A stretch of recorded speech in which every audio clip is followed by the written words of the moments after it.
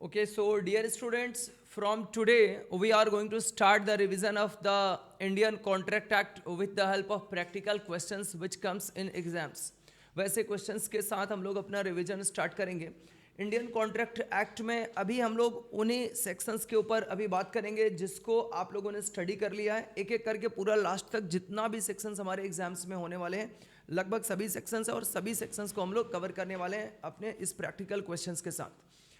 ये जो क्वेश्चंस आपने देखा है यहाँ पर आपके पास अवेलेबल है, स्क्रीन पे आ रहा है. इसका बुकलेट भी आप लोगों को दिया जाएगा, हार्ड कॉपी में प्रोवाइड किया जाएगा.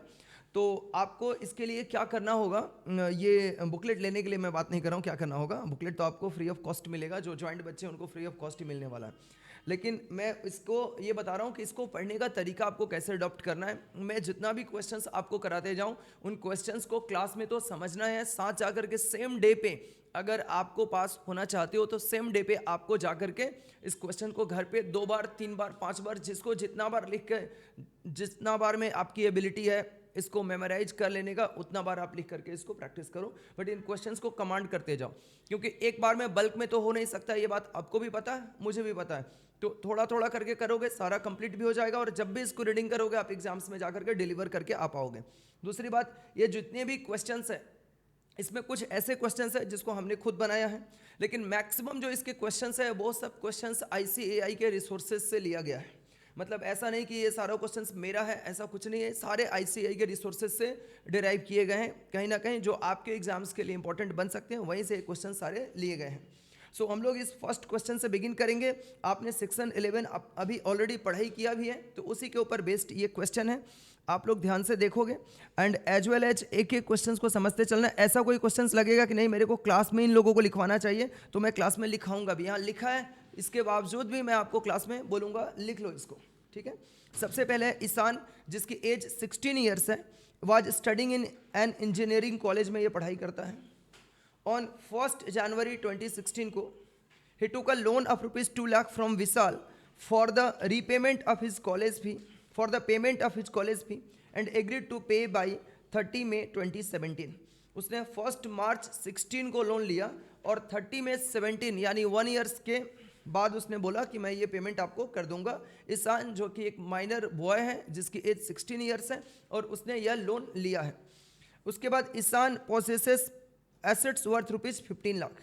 ईशान के पास जो एसेट्स हैं, प्रॉपर्टी है, ये 15 लाख रुपए की प्रॉपर्टी उसके पास है अपनी, ठीक है.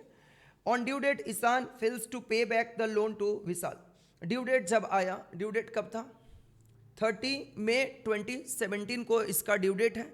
इस डेट पे आकर के ईशान ये 15 लाख रुपए का पेमेंट करने में, रीपेमेंट लौटाने में, रिटर्न करने में फेल हो गया. Vishal now wants to recover the loan from Ishan out of his assets. और विशाल अभी चाहता है कि मैं इसके एसेट्स से, मैंने तो लोन उसको सिर्फ दे रखा है 2 लाख रुपीज का और उसके पास एसेट्स अवेलेबल है 15 लाख रुपीज का, तो मैं इसके एसेट्स से अपने मनी को रियलाइज कर लूं. फिर आपको बोला है decide whether Vishal would succeed referring to the provision of Indian contract act 1872. तो आपको बताना है 1872 का इंडियन कॉन्ट्रैक्ट एक्ट 1872 के प्रोविजंस को फॉलो करते हुए क्या विशाल ईशान से ये रुपया ले पाएगा, ये आपको बताना है. तो बच्चों आपके आंसर लिखने का पैटर्न क्या होगा, सबसे पहले तो इसके ऊपर बात करते हैं. पैटर्न में आपको हमेशा यही चीज, आप सीधे कैसे शुरुआत करते हो, नो यस ऐसे लिख करके स्टार्ट कर देते हो क्वेश्चंस का, जो कि बिल्कुल गलत तरीका है लिखने का. आपको ऐसे लिखना ही नहीं है. आपको करना क्या है, सबसे पहले प्रोविजन को आप एक्सप्लेन करोगे. सबसे पहले प्रोविजंस को आप एक्सप्लेन करोगे. ये जो भी आंसर्स भी लिए गए हैं ना, ये सारा इंस्टीट्यूट का ही सजेस्टेड आंसर है जो यहाँ पर आप अपने स्क्रीन पे देख पा रहे हो, ठीक है. हमने कोई ज़्यादा मेहनत नहीं किया इसके ऊपर, हमने बस इसको एक जगह पे कलेक्ट करके आप तक पहुँचाने का काम किया. मैं जस्ट एक मीडिएटर हूँ आप लोगों के लिए. तो ये सबसे पहले प्रोविजन के ऊपर हम लोग बात करेंगे. प्रोविजन क्या है हम लोगों का? सेक्शन 11 में आपने पढ़ा था, माइनर के बारे में सेक्शन 11 आपने पढ़ाई किया था. एज पर सेक्शन 11 आप जब पार्ट्स करके टुकड़ों में पढ़ाई करोगे ना, छोटे छोटे टारगेट्स सेट करोगे, तो इवन देखोगे at the before the exams time, जब एग्जाम्स का आपका आएगा उस टाइम तक बहुत सारे सेक्शंस आपको याद हो गए रहेंगे. ऐसा भी हो जाएगा. तो सबसे पहले सेक्शन 11 के according to section 11 of the Indian contract act 1872, और अगर मान लो किसी बच्चे को एग्जाम्स हॉल में बैठ करके सेक्शन नंबर 11 याद नहीं आ रहा है तो क्या लिखेगा, as per provision of the Indian contract act 1872, वो ऐसे लिखना स्टार्ट करेगा। क्लियर है? Every person is competent to contract, वह सभी लोग कॉन्ट्रैक्ट करने के लिए कॉम्पिटेंट पर्सन होते हैं, केपेबल पर्सन होते हैं, who is of the age of majority, जिन्होंने मेजोरिटी एज अचीव कर लिया है। अब जब ये रिविजन्स चल रहा है ना, तो जो आप लोगों ने अपना रेगुलर स्टडी मैट को पढ़ाई किया है, रेगुलर स्टडी मैट जो है जिसको लेकर के आप क्लास करने के लिए आते हो, उसके प्रोविजंस को जाकर के जिस टॉपिक पे ये केस स्टडीज बेस्ड क्वेश्चंस मैं करा रहा हूँ, उस टॉपिक को पहले जाके घर में रीड मारोगे, फिर उसके बाद क्वेश्चन आंसर करोगे और फिर इसको लिखोगे। फिर मैं देखता हूँ कैसे तुम लोगों का नंबर नहीं आता। समझ में आ रहा है ना? मैं भी देखता हूँ। एज ऑफ मेजोरिटी जिसने अचीव कर लिया, according to the law to which he is subject. आपको मैंने बताया था कि हमारे कंट्री में अलग अलग डिफरेंट लॉ के अकॉर्डिंगली मेजोरिटी का एज भी डिफरेंट होता है। जिस लॉ में वह सब्जेक्ट है, कॉन्ट्रैक्ट करने वाला पर्सन जिस लॉ में सब्जेक्ट है, उस लॉ के अकॉर्डिंग वह 18 ईयर्स का एज अपना मेजोरिटी का एज अचीव कर चुका है या नहीं, इसको चेक किया जाता है। सभी जगह पे 18 ईयर्स नहीं होता है मेजोरिटी एज। मेरी बात समझ में आ रहा है ना? यहाँ पर क्या लिखा है, who is age of majority according to the law to which he is subject, जिस लॉ के अकॉर्डिंग वह सब्जेक्ट है, उस लॉ के अकॉर्डिंग उसने मेजोरिटी का एज अचीव कर लिया है या नहीं कर लिया, इसको देखा जाता है। दूसरा कौन है बच्चों? And who is of sound mind, दूसरा पर्सन वह साउंड माइंड पर्सन होना चाहिए, और and is not disqualified from contracting by any law to which he is subject, और किसी भी लॉ के अकॉर्डिंग कॉन्ट्रैक्ट करने के लिए वह डिस्क्वालिफाइड पर्सन नहीं होना चाहिए। जिसमें वह सब्जेक्ट है उस लॉ के अकॉर्डिंग तो वह डिस्क्वालिफाइड पर्सन नहीं होना चाहिए, किसी भी लॉ के अकॉर्डिंग डिस्क्वालिफाइड पर्सन वह नहीं होना चाहिए to which he is subject. तो ये पर्सन लोग कॉन्ट्रैक्ट में इंटर कर सकते हैं। लेकिन यहाँ पर क्या बोला है, a person who has completed the age of 18 years is a major and otherwise he is treated as a minor। मतलब हमारे कंट्री में मेजोरिटी एक्ट के अकॉर्डिंग मेजर होने का एज बिगिन कहाँ से होता है? ऐसा कभी आपने सुना है कि कोई 18 ईयर्स से पहले भी किसी दूसरे लॉ के अकॉर्डिंग कोई लोग मेजर एज का मान लिया जाता है? ऐसा नहीं है। मेजोरिटी की बिगिनिंग हमारे कंट्री में कहाँ से होती है? 18 ईयर्स के एज से होती है। So a person who has completed the age of 18 years is a major, otherwise he is treated as a minor. इसके अलावा वह माइनर ही ट्रीट किया जाता है। The Ishan is a minor and is incompetent to contract. Ishan क्या है? Contract करने के लिए इनकॉम्पिटेंट पर्सन है। ईसान कॉन्ट्रैक्ट करने के लिए कैसा पर्सन है? इनकॉम्पिटेंट पर्सन है। To contract and agreement with him is void, और उसके साथ जो एग्रीमेंट विशाल ने किया है ना उसको लोन देने का, वह कॉन्ट्रैक्ट ही क्या है? वॉइड। अब हम लोग फैक्ट ऑफ द केस, अपना जो केस है ना, यहाँ पर हम लोग आते हैं। इसमें देखो बच्चों, जो ईशान वाला लाइन लिखा हुआ है ना, ये यहाँ पे नहीं लिखा होना चाहिए। समझ में आ रहा है ना? ये थोड़ा ऊपर नीचे हुआ है। यहाँ पर आप लोगों को क्या करना चाहिए?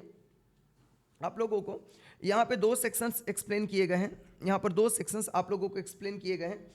सो इसके अकॉर्डिंग तो यह इनकम्पिटेंट पर्सन है and not able to enter into a contract. ये कॉन्ट्रैक्ट ही क्या हो जाएगा? वॉइड हो जाएगा। लेकिन अगेन एक इंडियन कॉन्ट्रैक्ट एक्ट का दूसरा एक सेक्शन बोलता है, यहाँ पर ये भी आपका प्रोविजन ही है। According to another section of the Indian contract act, यहाँ पर according to section 68 of the Indian Contract Act 1872, however, prescribes the liability of a minor for the supply of things which are necessary of life to him। जो उसके कोई minor अगर है और उसके life के लिए नेसेसरी जो थिंग्स है, अगर उसके लिए उसको सप्लाई किया गया है, तो उसके लिए माइनर्स तो लायबल नहीं होता है, लेकिन माइनर्स की प्रॉपर्टी लायबल होती है। ऐसा भी हम लोगों ने पढ़ा है। सेक्शन 68 क्या बोलता है?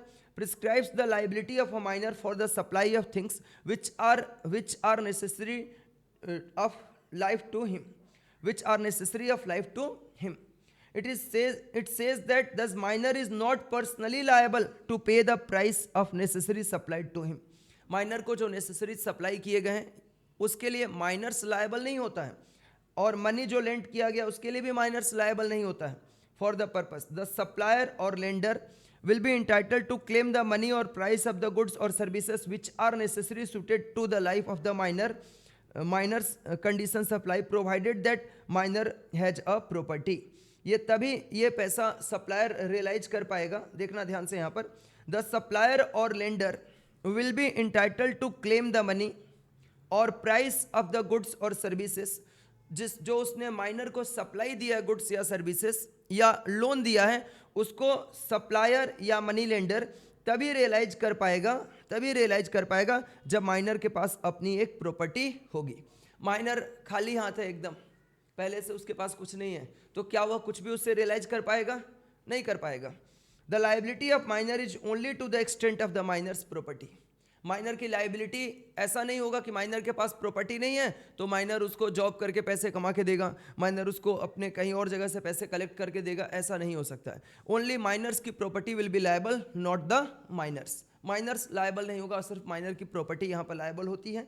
Thus, according to the above provision, Vishal will be entitled to recover the amount of loan given to Ishan for payment of the college fee from the property of the minors. अगर इस section के according अगर बात किया जाए, अगर उसका ईशान का लाइफ में नेसेसरीज था उसका कॉलेज का फी देना, क्योंकि वो इंजीनियरिंग कॉलेज में पढ़ रहा था, उसका कॉलेज का फी ड्यू था, इसने उसको फी का पैसा दिया. लेकिन ऐसे सिनारियो में यहाँ पर ये बीच में फैक्ट ऑफ द केस वाला लाइन नहीं रहेगा, ये गलत हेडिंग आ गया है. आप दोनों को 2 पैराग्राफ में लिखोगे, 2 प्रोविजन आपको यहाँ पर बताए गए हैं. क्लियर है? तो 2 प्रोविजन के अकॉर्डिंग ही यहाँ पर पूरा लिखा गया और लास्ट में सिर्फ आप कंक्लूजन लिखोगे. विशाल यहाँ पर अगर हम लोग section number 68 of the Indian contract act 1872 के अकॉर्डिंग अगर बात करेंगे तो विशाल ने नेसेसरीज उसको सप्लाई किया गया है और इस नेसेसरीज को रिकवर करने के लिए विशाल सिर्फ माइनर्स की प्रॉपर्टी जो है उससे रिकवर कर सकता है, माइनर से रिकवर नहीं कर सकता है. क्लियर है बात ना? सो यहाँ पर Vishal will be entitled to recover the amount of loan given to Ishan for payment of the college fee from the property of the minors. That means Ishan के प्रॉपर्टी से सिर्फ वो रियलाइज कर पाएगा. तो ये दोनों बात आपको इसी के अंडर में लिखना पड़ेगा. ये जो आंसर है, ऐसा आंसर इंस्टीट्यूट ने ही सजेस्ट किया. मतलब आप एक सेक्शन लिख के अगर आधा पे निकल जाओगे तो आपको ये जो 4 मार्क्स दिख रहा है ना यहाँ पर, ये सिर्फ आपको मिलेगा इसमें कितना? 2 नंबर. बात समझ में आ रहा है ना? पूरा 4 नंबर पाने के लिए इतना आपको लिखना पड़ेगा. हाँ, आपको क्या करना है, यहाँ तक जब आप लिख लोगे तो इसके बाद आपको पैराग्राफ चेंज करके ये लाइन लिखना है. फिर जब आप यहाँ से सेक्शन 68 से बिगिन करोगे तो यहाँ तक आप लोगों को पूरा लिखना है, फिर पैराग्राफ चेंज करके ये लाइन लिखना है. मतलब 4 पैराग्राफ में इसको आपको लिखना है. पहले प्रोविजन, फिर उसका कंक्लूजन, फिर प्रोविजन, फिर उसका कंक्लूजन. ये घर पे यहाँ पर स्टडी मेट में आपको दूंगा, हार्ड कॉपी दूंगा. इसके बावजूद भी आप लोगों को क्या करना है घर पे जा करके, इसके बावजूद भी आपको कॉपी पे राइटिंग में इसको लिखना है. समझ में आ रहा है ना? एकदम से लिखना है इसको जरूर से. अभी हम लोग ये जो सेक्शन है सेक्शन 73, ये मैं डील नहीं करूंगा. बिकॉज क्यों नहीं डील करेंगे सर? क्योंकि ये वाला सेक्शन में अभी तक आपको नहीं बताया हूँ. सो मैं अब आ जाता हूँ यहाँ इस वाले क्वेश्चंस के ऊपर. Question number 3. सर क्या 2 कभी नहीं पढ़ाएंगे आप? बिल्कुल मैं पढ़ाऊंगा, तुम लोगों को घबराने की जरूरत नहीं है. सो अभी आप चले आइए क्वेश्चन नंबर 3 पे. क्वेश्चन नंबर 3 हमें क्या बोलता है यहाँ पर? क्वेश्चन नंबर 3 बोलता है father promise to pay his son a sum of rupees 1 lakh. 1 lakh का रुपया देने के लिए पिताजी ने बोला अपने बच्चे को, अपने सन को, if the son passed CA examination in the first attempt. अगर पहले अटेम्प्ट में तुम चार्टर्ड अकाउंटेंसी का एग्जाम पास कर जाओगे, 1 लाख रुपया ले लेना मेरे से पार्टी करने के लिए दोस्तों के साथ. The son passed the examination in the first attempt. फिर उसने जोर लगाया, फर्स्ट अटेम्प्ट में एग्जाम्स भी पास किया. बट फादर फेल्ड टू पे द अमाउंट एज प्रोमिस्ड. पिताजी ने बोला कि बच्चे अब भूल जाओ 1 लाख रुपये, ठीक है ना? अब तो तुम एग्जाम्स पास कर चुके हो, सीए बन गए हो, तो जाओ खुद कमाओ, कोई रुपया तुमको नहीं मिलने वाला. Son files a suit for recovery of the amount. Son ने अपने पिताजी के ऊपर क्या कर दिया? सूट फाइल कर दिया, केस फाइल कर दिया. समझ में आ रहा है ना? ये बच्चा फील कर रहा है, ऐसा लग रहा है कि इसको भी ऐसा ही प्रॉमिस हुआ है. ठीक है, देखो स्टेट एलोंग विथ रीजन, कारण के साथ आपको बताना है whether son can recover the amount under the Indian contract act 1872 और नॉट. क्या ये बच्चा अपने पिताजी से 1 लाख रुपया केस फाइल करके और रियलाइज कर पाएगा? ये आंसर आपको देना है. तो आप कैसे लिखना स्टार्ट करोगे? अच्छा, ऐसा जरूरी नहीं है कि सारे क्वेश्चंस में आपको provision, fact of the case, conclusion सारे क्वेश्चंस में लिखते रहना है। समझ में आ रहा है ना? ये क्वेश्चंस भी 4 नंबर का ही पूछा जाएगा और इंस्टीट्यूट बोलता है कि आपको एक सटीक आंसर देना है, एकदम पॉइंट टू पॉइंट आंसर आपको देना है, आपको पेज नहीं भर के आना है। समझ में आ रहा है ना? आप पेज भरने वाला सिस्टम में जाओगे तो मार्क्स कटेगा। मैं एग्जाम्स लेता हूँ, मैं भी पेज भर के दोगे तो मैं भी मार्क्स काटूंगा आपका। ठीक है? अच्छा, तो यहाँ पर क्वेश्चंस जो पूछा गया है ना, problem asked in the question is based on the provision of the Indian contract act 1872 as contained in section number 10। Section number 10 के अकॉर्डिंग है। यहाँ पर क्या बोला है? अब आप क्या लिखोगे? आप यहाँ से भी स्टार्ट कर सकते हो, as per provision of section 10 of the Indian contract act 1872। Section 10 of the Indian contract act 1872 में आप लोगों ने क्या पढ़ाई किया था? Essential element of contract. याद आ रहा है क्या आप लोगों को? इसेंशियल एलिमेंट ऑफ कॉन्ट्रैक्ट आपने पढ़ाई किया था। बहुत सारा पॉइंट था। ठीक है, बीच बीच में मैं पूछूंगा तुम लोगों से दूसरे वाले क्लास में, अभी नहीं। ठीक है ना? दूसरे वाले क्लास में बात करते हैं। According to the provision there should be an intention to create legal relationship between the parties. ये भी एक आपका इसेंशियल एलिमेंट ऑफ कॉन्ट्रैक्ट में एक पॉइंट आपको बताया गया था। There should be an intention to create the legal relationship between the parties. Indian contract act के एक इसेंशियल एलिमेंट में ये भी एलिमेंट था कि पार्टीज जो कॉन्ट्रैक्ट में इंटर कर रहे हैं उनके बीच लीगल रिलेशनशिप क्रिएट करने का इंटेंशन होना चाहिए। क्लियर है? लेकिन और agreement of a social nature का अगर कोई एग्रीमेंट है, समझ में आ रहा है ना? सोशल नेचर का एग्रीमेंट है। जैसे मान लो मैंने किसी बच्चे को अपने घर पार्टी में बुलाया और वो बच्चा आने के लिए पहले बोला था, नहीं आया, तो मैं क्या उसके ऊपर केस फाइल कर दूंगा? समझ में आ रहा है ना? ये सोशल नेचर का एग्रीमेंट है, नहीं कर सकता हूं। तो according to a social nature और agreement of a social nature और domestic nature do not contemplate legal relationship या do not establish legal relationship between the parties. और यहाँ पर फादर ने सन को जो अपना ये दिया था, ऑफर दिया था, उसने एक्सेप्ट भी किया था, एग्जाम्स भी पास किया और वह उसने 1 लाख रुपया मांगना भी शुरू कर दिया। लेकिन ये जो कॉन्ट्रैक्ट फादर और सन के बीच हुआ था, ये यहाँ पर पार्टीज के बीच लीगल रिलेशनशिप क्रिएट करने का इंटेंशन नहीं था। This was an agreement of domestic nature. कैसा था? डोमेस्टिक नेचर का ये एग्रीमेंट था।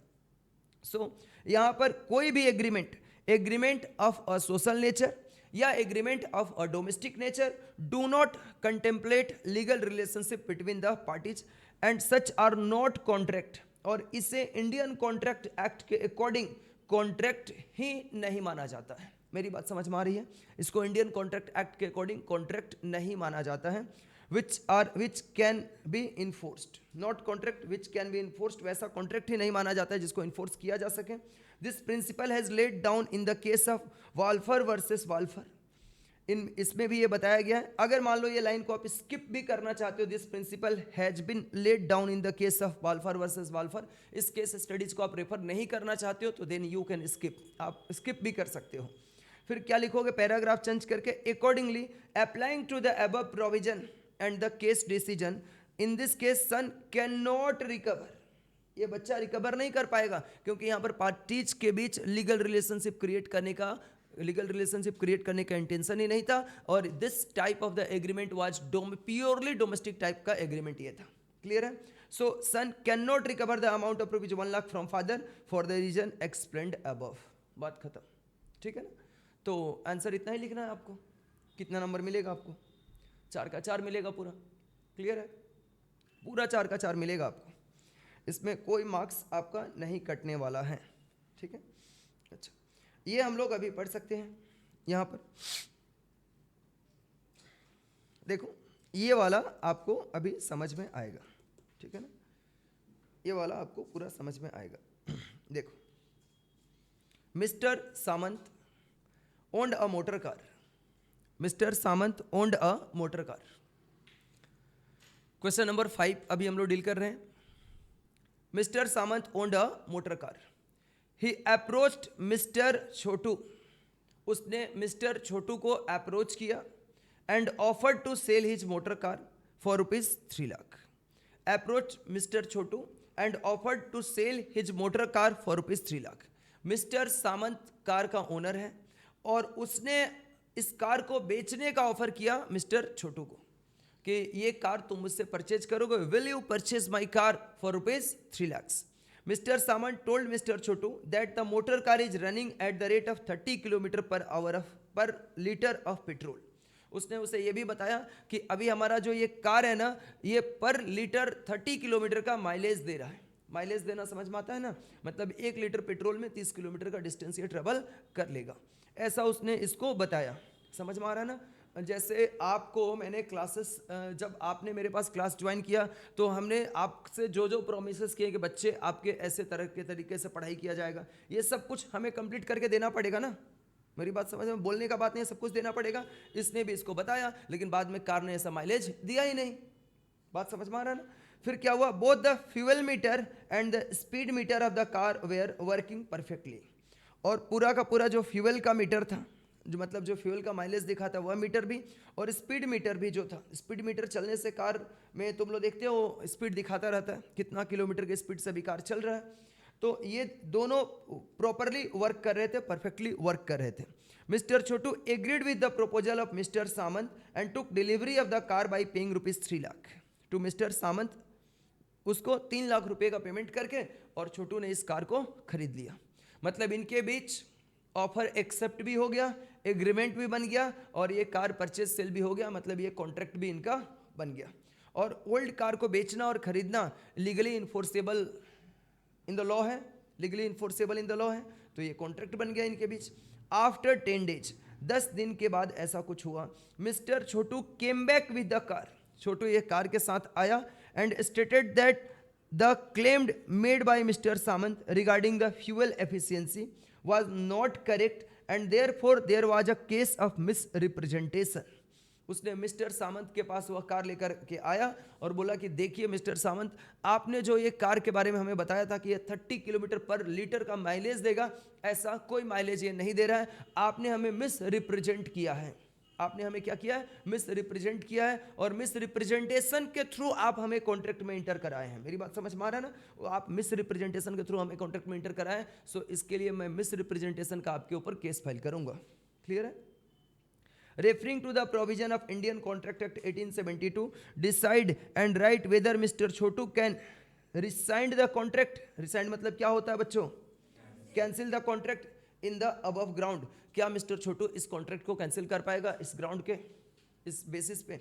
तो ये क्वेश्चंस जब भी एग्जाम्स में आए, और आजकल जो सीए फाउंडेशन के न्यू सिलेबस में एग्जाम्स हो रहे हैं बच्चों, या कोई भी लेवल पे एग्जाम्स हो रहे हैं इंटरमीडिएट लेवल पे, तो ऐसे टाइमिंग में अभी क्या हो रहा है, ज़्यादा से ज़्यादा इंस्टीट्यूट के तरफ से केस स्टडीज बेस्ड क्वेश्चंस आपको दिए जा रहे हैं। सो ऐसे सिनारियो में आपको केस स्टडीज बेस्ड क्वेश्चंस का प्रैक्टिस ज़्यादा से ज़्यादा करना पड़ेगा, तभी आप प्रोविजंस को क्लियर कर पाओगे और अपने एग्जाम्स में लिख पाओगे। तो सबसे पहले हम लोग क्या करेंगे, यहाँ पर सेक्शन 19 को हम लोग स्टडी करेंगे। सेक्शन 19 में हमें क्या बोला है, देखो, as per provision of section 19 of the Indian contract act 1872। 1872 में हमें क्या बोलता है, व्हेन कंसेंट। आपने ये पढ़ा होगा बच्चों, मैं आपको एक बार रिमाइंड करने के लिए पूछ रहा हूँ आप लोगों से, क्या अभी अगर यहाँ पे अनड्यू इन्फ्लुएंस होता है तो उसका इफेक्ट, अनड्यू इन्फ्लुएंस के थ्रू अगर किसी पार्टी को कॉन्ट्रैक्ट में इंटर कराया जाता है तो उसका इफेक्ट कौन से सेक्शन में मेंशन रहता है। ये सीएमए फाउंडेशन का कोई बच्चा होता तो मैं उससे पूछता, कोई है नहीं, चलो तुम ही बता दो, ठीक है।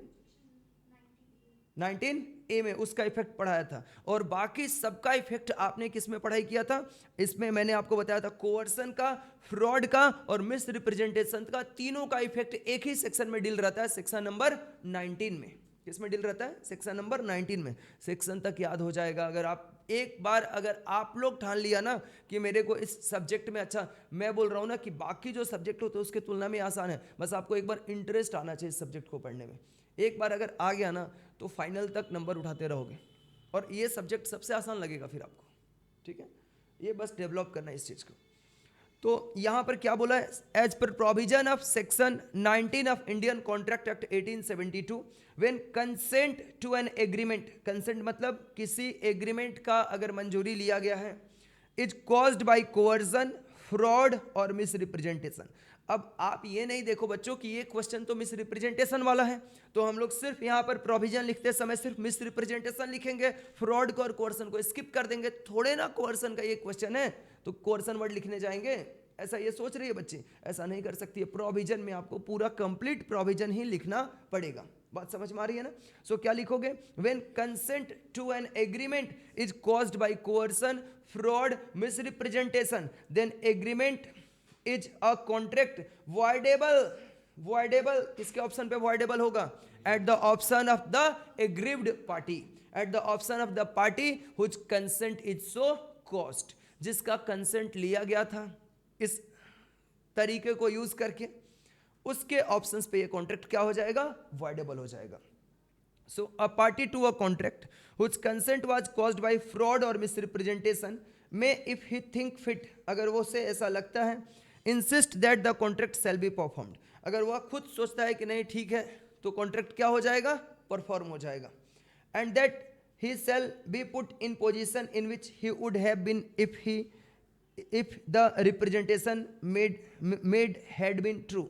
ये क्या लिखा गया है बच्चों? यहां पर देखो, यहां पे a party to contract which consent was caused by fraud, misrepresentation और कोर्सन में इफ ही थिंक फिट, वह अगर खुद सोचता है कि नहीं ये ठीक है कोई बात नहीं है, ये कॉन्ट्रैक्ट ठीक है, कोई माइलेज 30 किलोमीटर बोल के दिया तो ऐसे तो चलता है, 2-4 किलोमीटर ऊपर नीचे 25 का भी माइलेज दे रहा है तो कोई दिक्कत नहीं है, ठीक है मैं ये कार रख लेता हूँ, तब तो ठीक है, फिर क्या दिक्कत है। लेकिन think fit insist that the contract shall be performed, यहाँ पे आप ऐसे पढ़ोगे, यहाँ पर which consent a party to a contract if he think fit and insist that the contract shall be performed and that he shall be put in the position in which he would have been if the representation made had been true।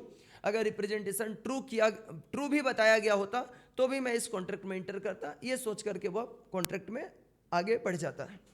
Exception क्या है यहाँ पर देखो, exceptional case है यहाँ पर। If such contract was caused by misrepresentation और by silence fraudulent within the meaning of section 17, the contract is not voidable if the parties whose consent was so caused had the means of discovering the truth with ordinary diligence। ये भी मैंने आपको पढ़ाया है, मैं एक बार repeat कर रहा हूँ। अगर मान लो बच्चे वह अगर छोटू कार खरीद रहा था और उसको कार का ड्राइविंग आता था तो उसके पास ऑप्शंस तो ये था ना कि बोलता कि मैं ये कार खुद ड्राइव करूंगा, तुम कार में बैठो, मैं तुमको बैठा कर ड्राइव करूंगा, मैं पेट्रोल डाल रहा हूं इसके अंदर और मैं चला के देख लेता हूं कि ये कितना का माइलेज देता है। समझ में आ रहा है मेरी बात ना? आप जब कार खरीदने जाते हो, न्यू कार टेस्ट ड्राइव करते हो, ऑप्शंस रहता है ना करने के लिए आपके पास, तो ये माइलेज चेक कर सकता था, इसके पास खुद ही इस कमजोरी को पकड़ने का ऑप्शंस अवेलेबल था, लेकिन उसने ये ड्यू डिलीजेंस अपना नहीं लगाया और फिर कॉन्ट्रैक्ट में इंटर कर गया, देन ऐसे सिचुएशन में वो कॉन्ट्रैक्ट को कैंसिल नहीं कर पाएगा। देखिए बच्चों, if such consent was caused by miss representation, अगर कॉन्ट्रैक्ट में कंसेंट लिया गया मिस रिप्रेजेंटेशन के हेल्प से या फिर साइलेंस रख के, साइलेंस कौन रखेगा? जो सेलर है, साइलेंस रख लिया है, या फिर फ्रॉडलेंट तरीके से within the meaning of section 17 के according the contract is not voidable, then ये कॉन्ट्रैक्ट वॉइडेबल नहीं होगा if the party whose consent was so caused, जिस पार्टी का कंसेंट लिया गया है, had the means of discovering the truth with ordinary diligence, अपनी कॉमन सेंस, अपनी कॉमन बुद्धि लगा करके अगर वो ट्रूथ को डिस्कवर करने का ऑप्शन उसके पास अवेलेबल था, फिर भी उसने इस ट्रूथ को डिस्कवर नहीं किया और साइलेंस की वजह से कॉन्ट्रैक्ट में इंटर कर गया, या फिर फ्रॉडलेंट तरीके से कॉन्ट्रैक्ट में इंटर कर गया, या मिस रिप्रेजेंटेशन के थ्रू कॉन्ट्रैक्ट में इंटर कर गया, देन ऐसे सिचुएशन में ये कॉन्ट्रैक्ट कैंसिल नहीं हो पाएगा। ठीक है ना? नॉट वॉइडेबल होगा, वॉइडेबल भी नहीं बोला जाएगा उसको। Fact of the case and conclusion क्या है? In this situation given in the question both the fuel meter and speed meter of the car were working perfectly at the time of making the contract. जब contract हुआ था उस time पे fuel metre भी अच्छे से काम कर रहा था, इसीलिए ये लाइन भी लिखा हुआ था। तुम लोगों को तो बिगिनिंग में लग रहा था कि ये स्टोरी लिखा है इंस्टीट्यूट ने, ये तो लिखा ही था इसीलिए क्योंकि उससे जुड़ा हुआ बात था। फ्यूल मीटर भी काम कर रहा था और as well as speed meter भी वर्क कर रहा था। So mister Chotu had the means of, और ऐसे सिचुएशन में मिस्टर छोटू के पास ये ऑप्शंस अवेलेबल था, had the means of discovering the truth, कि जो वह 30 किलोमीटर का माइलेज बोल रहा है मैं चेक कर लेता हूँ ना ड्राइव करके, क्या दिक्कत है, ठीक है। खुद ड्राइविंग नहीं आता तो किसी से करवा भी सकता है, ऑप्शंस तो बहुत अवेलेबल है। So mister Chotu had the means of discovering the truth with ordinary diligence and therefore contract is not voidable, ये कॉन्ट्रैक्ट क्या हो जाएगा, वॉइडेबल नहीं होगा। तो दो सेक्शन आपको यहाँ पर बताया गया है। Hence mister Chotu can not cancel the contract on the above ground, इस ग्राउंड पे वह कॉन्ट्रैक्ट को कैंसिल नहीं कर सकता है। बात समझ में आ रहा है ना। लेकिन आप लोग एग्जाम्स में लिखते तो लिख देते कि हाँ ये तो उसके साथ मिस रिप्रेजेंटेशन हुआ है तो कॉन्ट्रैक्ट तो कैंसिल होके रहेगा, अब कुछ भी हो जाए। समझ में आ रहा है ना। यहाँ पर उसके पास ये ऑप्शंस अवेलेबल था, तो आपको इस तरीके से आंसर को लिखना पड़ेगा। अभी किसी बच्चे को इसमें डाउट है, किसी भी बच्चे को डाउट है तो भाई मैसेज करके पूछ लो, कोई दिक्कत नहीं है, ठीक है ना। ठीक है, अब देखो आप चले आओ इस वाले क्वेश्चंस पे। ये मैंने अभी एग्जाम्स में लिया था तो शायद ये क्वेश्चंस भी तुम लोगों को दिया था, ऐसा था ना, ये क्वेश्चन यही क्वेश्चन था, पकड़ा गया ये, ठीक है ना question. Shambhu Dayal started self service system in his shop, Shambhu Dayal ने सेल्फ सर्विस सिस्टम अपने शॉप में स्टार्ट किया कि भाई आप अपने से अपना गुड्स चूज कर लो जो आपको परचेज करना है। श्रीमती प्रकाश entered the shop, took a basket and after taking articles of her choice, उसने अपने चॉइस से क्या किया, जो गुड्स आर्टिकल्स उसे लेना था लिया उसने। into the basket reached the cashier for the payment, और पेमेंट के लिए कैशियर के पास चली गई। the cashier refuses to accept the price, उसने बोला कि मैं ये प्राइस एक्सेप्ट नहीं करूंगा। can Shambhu Dayal be compelled to sell the said article to Shrimati Prakash, decide as per the provision of Indian Contract Act 1872, क्या ये आर्टिकल बेचने के लिए शंभू दयाल कंपेल कर सकता है said articles to Shrimati Prakash, ये आपको इंडियन कॉन्ट्रैक्ट एक्ट के प्रोविजन के अकॉर्डिंग समझाना है। देखिए आपका बच्चों, offer and invitation to offer both are different, दोनों क्या होते हैं, अलग होते हैं। सो इनविटेशन टू ऑफर क्या बोलता है, the offer should be distinguished from an invitation to offer, offer से इनविटेशन टू ऑफर क्या होना चाहिए, अलग होना चाहिए। An offer is the final expression of willingness, offer क्या होता है, ऑफर होता है फाइनल एक्सप्रेशन ऑफ विलिंगनेस, जहां पर हम अपनी फाइनल गुड्स को, मतलब कोई भी बात करने के लिए फाइनल एक्सप्रेशन दे रहे होते हैं, इनवाइट नहीं कर रहे होते देने के लिए, फाइनल एक्सप्रेशन हम अपनी दे रहे होते हैं। So an offer is the final expression of willingness by the offerer to be bound by his offer should the party choose to accept it, be bound by his offer should the party choose to accept it, और party अगर accept करेगा तो वह अपने offer में क्या हो जाएगा, बाइंडेड हो जाएगा।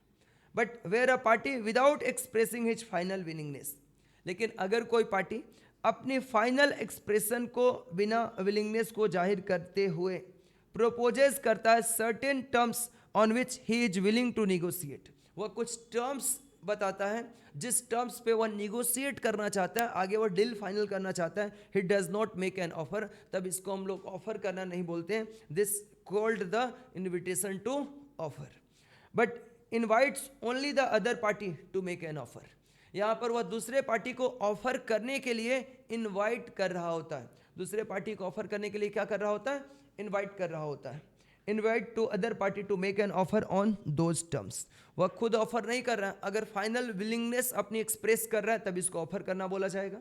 अगर अपनी वह without expressing his final willingness proposes certain terms को वह प्रपोज कर रहा है on which he is willing to negotiate, इस टर्म्स पे अगर आओगे तो मैं इस टर्म्स पे अगर आप मुझे ऑफर करो, मैं तो आपको इनविटेशन टू ऑफर भेजा हूं कि आप आकर के ऑफर करने के लिए मैं आपको इनवाइट कर रहा हूं, आप आकर के मुझे ऑफर करोगे तो मैं आपके ऑफर को एक्सेप्ट करूंगा या फिर रिजेक्ट करूंगा, ये मेरे ऊपर डिपेंड करता है। मेरी बात समझ में आ रहा है ना। फिर देखो यहाँ पर that is the basic distinctions between the offer and invitation to offer, ये ऑफर और इनविटेशन टू ऑफर के बीच का आखिरी फर्क है, जो एकदम मेन फर्क है, ये आपने अभी देखा। फैक्ट ऑफ द केस क्या हमारा, the display of article with the price in it, जो प्राइस के ऊपर आर्टिकल डिस्प्लेड किया गया है in a self service shop is merely an invitation to offer है। ये क्या है, इन्विटेशन टू ऑफर है। अगर मान लो प्राइस टैग लगा हुआ है और आप उसको गुड्स को ले लिए, उस प्राइस पे अगर सेलर नहीं देना चाहता है तो आप उसको कंपेल नहीं कर सकते हो, ठीक है, क्योंकि वह आपको क्या करना चाहता है, इन्विटेशन टू ऑफर दिया है। The display of article with the price tag in it in a self service shop, ये कैसा शॉप है, सेल्फ सर्विस शॉप है, is merely an invitation to offer, comma दे के लिखोगे not an offer. It is in no sense an offer for sale, the acceptance of which constitute a contract. It is in no sense an offer for sale, ये offer for sale नहीं है जिसका acceptance contract को constitute कर देगा। So in this case Shrimati Prakash by selecting some articles and approaching the cashier for payment simply made an offer to buy the articles selected by her।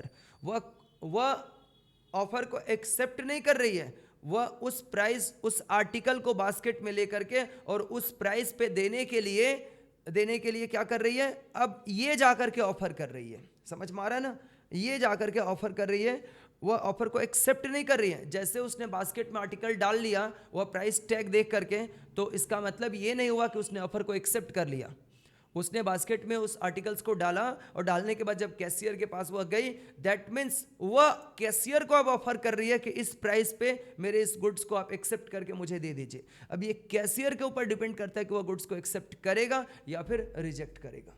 बात समझ में आ रहा है ना। सो यहाँ पर if the cashier does not accept the price then the interested buyer cannot compel him to sell। यहाँ पर इंटरेस्टेड बायर उसको सेल करने के लिए नहीं बोल सकता है, ठीक है ना। शंभू दयाल को कंपेल्ड नहीं किया जा सकता because Shambhu Dayal was the seller. So यहाँ पर interested buyer can not compel him to sell, interested buyer उसको सेल करने के लिए कंपेल नहीं कर सकता है। ये पूरा क्लियर है, तुम लोगों को समझ में आया है ना। अभी मैंने सिर्फ कितने क्वेश्चंस आप लोगों को डील किए, अभी ओनली 3 क्वेश्चंस, 3 होगा ना। मैंने किया 1 किया था क्या, मैंने 1 किया था, 3 किया था, 5 किया और 7 भी कर दिया। अच्छा, तो एक क्वेश्चन और अपने करते हैं, ठीक है ना, एक क्वेश्चन और अपने करेंगे। ये देखो बच्चों, एक क्वेश्चन और हम लोग करेंगे। क्या है, point out with reason whether the following agreement are valid और वॉइड। सिर्फ रीजन के साथ आपको बताना है कि ये जो एग्रीमेंट है ये वैलिड है कि वॉइड है, कारण के साथ आपको बस बताना है। Riya promises Samarth to lend ₹5 lakh in lieu of consideration that Samarth gets Riya's marriage dissolved and he himself marriage her. समझ में आ रहा है ना, ये क्या है, रिया ने प्रॉमिस किया समर्थ को कि मैं तुमको 5 लाख रुपीस दूंगी इस कंसिडरेशन के बदले कि तुम मेरा जिससे शादी हो रहा है ये शादी को तुम डिसॉल्व करा दो, समझ में आ रहा है ना, और तुम मेरे से अगर शादी कर लोगे तो मैं तुमको 5 लाख रुपये दूंगी। ये कॉन्ट्रैक्ट वैलिड है कि वॉइड है, वॉइड है। ये कॉन्ट्रैक्ट क्या है, वॉइड है। इसके लिए मैंने आपको पढ़ाया है बच्चों, ये पब्लिक पॉलिसी के अगेंस्ट है। सेक्शन 23 में आपने पढ़ा है, ये क्या है, पब्लिक पॉलिसी के अगेंस्ट है। इतना ही आंसर देना है, बस एक लाइन का खत्म आंसर, समझ में आ रहा है ना। अब आप इसमें राम कहानी पूरा लिखोगे तो आपका गलती है, ठीक है, इतना ही लिखना है। 1 नंबर में 4 क्वेश्चन पूछा है, 4 नंबर का, यानी एक क्वेश्चन 1 नंबर का है। आपको लिखना है ये वॉइड एग्रीमेंट है बच्चों। कैसा एग्रीमेंट है, void. As per section number याद नहीं है, कोई दिक्कत की बात नहीं है। आपको क्या लिखना है, as per provision of the Indian contract act 1872, और सेक्शन याद हो जाएगा अगर आप जैसे तरीके से मैं बोल रहा हूँ वैसे पढ़ते चलोगे तो मैक्सिमम सेक्शंस आपको याद रहेंगे। As per section 23 of the Indian contract act 1872 an agreement is void, वैसा एग्रीमेंट वॉइड बोला जाता है if the object or consideration is against the public policy।